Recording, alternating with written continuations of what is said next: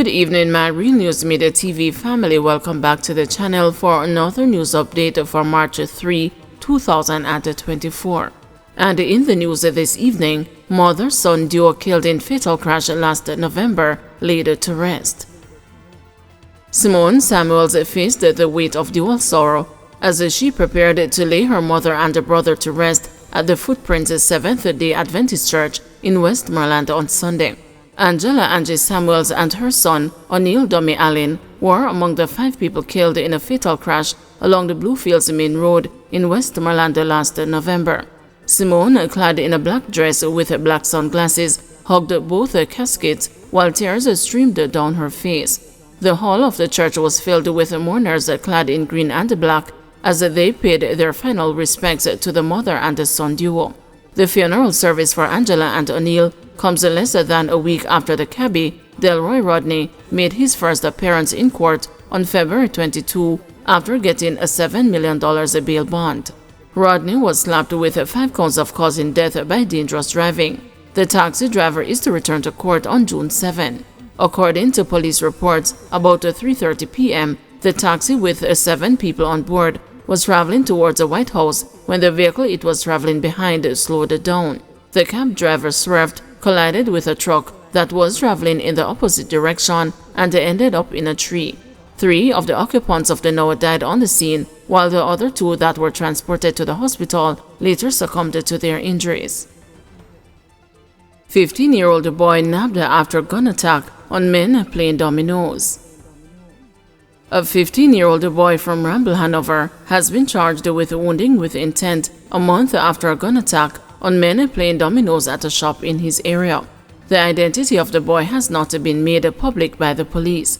Reports from the Lucy police are that about 8 p.m. on January 9, a group of men were playing dominoes at a shop in Forest District, Ramble, when 2 armed individuals entered the premises, opened a gunfire at the group, and then escaped. The police were alerted, and on their arrival, 2 people who were wounded were taken to hospital for treatment. On February 29, cops acting on information apprehended the 15-year-old boy and charged him after a question and answer session with his attorney and his guardian. Gunfire greets cops who swooped in on local bar. A police team in St. Catherine was met by gunfire when they went to a bar in Spanish Town in the wee hours of the morning on Saturday. The team of officers who are assigned to the St. Catherine North Police Division seized a firearm and several rounds of ammunition after the shooting subsided. A man was also shot. The incident happened at the intersection of St. John's Road and Valdez Road in Spanish Town. Reports from the Spanish Town police are that about 2:35 a.m., lawmen acting on information conducted an operation at a bar. On the arrival of the team, they were reportedly greeted with a gunfire. When the shooting subsided, 1 man was seen with gunshot wounds to his leg. The police said further checks were made in the area, and 1 Sarsilma's 9mm pistol was retrieved. The man was transported to hospital, where he was treated and remained under police guard. His identity is being withheld pending further investigations, the police said. Firearm and ammo seized in St. Andrew, man in custody. A police team from the St. Andrew Central Division apprehended a man after a firearm and several rounds of ammunition were seized on Halfway Tree Road at Kingston 5 on Saturday. Reports from the Crossroads police are that about 12:35 a.m., lawmen were on patrol when 2 men were observed along the roadway acting in a manner that aroused their suspicion. On approaching the police, 1 of the men allegedly removed a firearm from his waist and threw it under a parked vehicle. The man was apprehended and the firearm, a Glock 19 pistol with 13 rounds of ammunition, was retrieved. His identity is being withheld pending further investigations. Chief Justice promises more speedily deliver transcripts of court proceedings soon.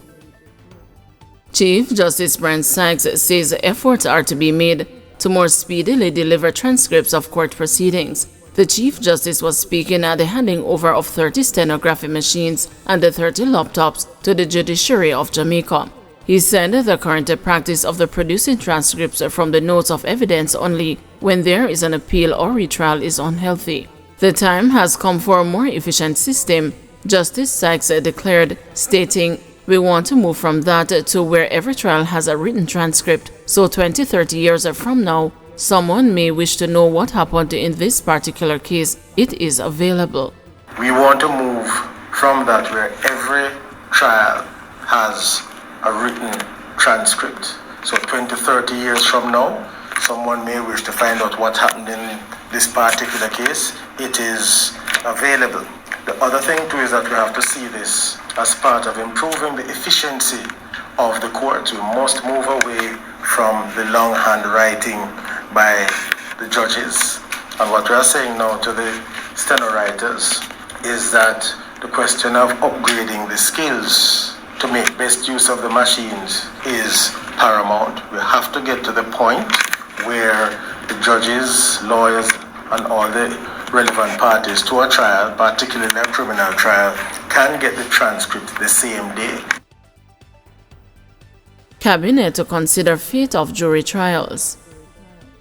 The Jamaican cabinet is to consider the fate of trial by jury, which has been the subject of much debate in legal circles in recent years. This has been confirmed by Justice Minister Delroy Chuck.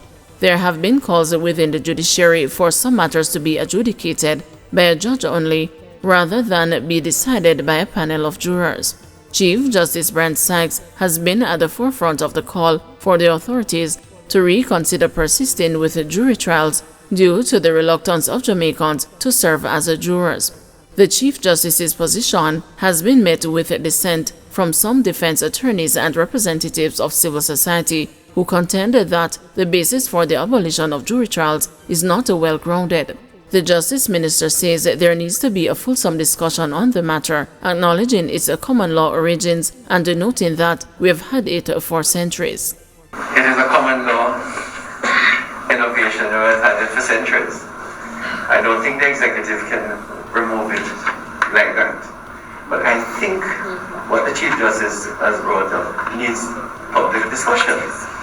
And I will take the opportunity to bring a cabinet submission and also for it to be a joint select committee of Parliament to listen to the various views as to how we can improve the jury system, or if it can be improved, to remove it, as the Chief Justice has argued. The present stipend they get is a burden on them. They get $2,000 if they serve, and if they don't serve, they get nothing. So we have now in place a cabinet submission, which hopefully will be taken soon, that even while we contemplate the role or future of the jury, we want to at least, once it is happening, that the jurors can be paid hopefully a better stipend, and also those who are called to the courts but who are not empaneled, that they can at least be reimbursed with bus fare and lunch money.